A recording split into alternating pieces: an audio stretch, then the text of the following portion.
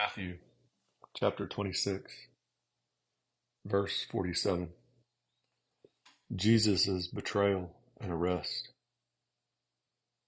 While he was still speaking, behold, Judas, one of the 12, came up, accompanied by a large crowd with swords and clubs, who came from the chief priests and elders of the people.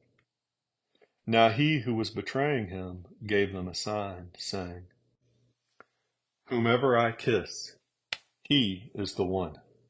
Seize him." Immediately Judas went to Jesus and said, "Hail, Rabbi," and kissed him. And Jesus said to him, "Friend, do what you have come for." Then they came and laid hands on Jesus and seized him. And behold, one of those who were with Jesus reached and drew out his sword and struck the slave of the high priest and cut off his ear.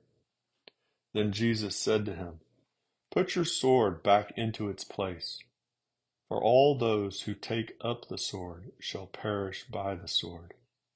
Or do you think that I cannot appeal to my Father, and he will at once put at my disposal more than 12 legions of angels?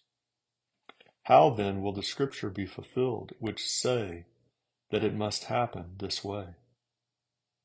At that time Jesus said to the crowds, "Have you come out with swords and clubs to arrest me as you would against a robber? Every day I used to sit in the temple teaching, and you did not seize me. But all this has taken place to fulfill the scriptures of the prophets." Then all the disciples left him and fled. Jesus before Caiaphas.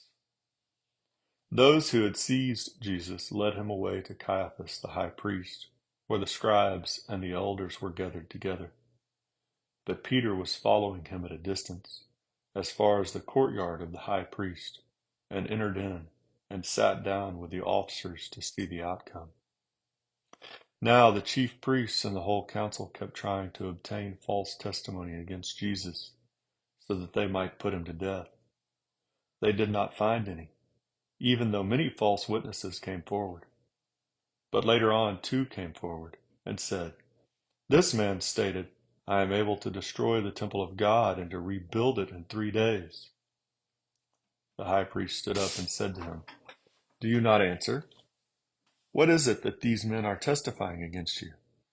But Jesus kept silent. And the high priest said to him, "I adjure you by the living God that you tell us whether you are the Christ, the Son of God." Jesus said to him, "You have said it yourself.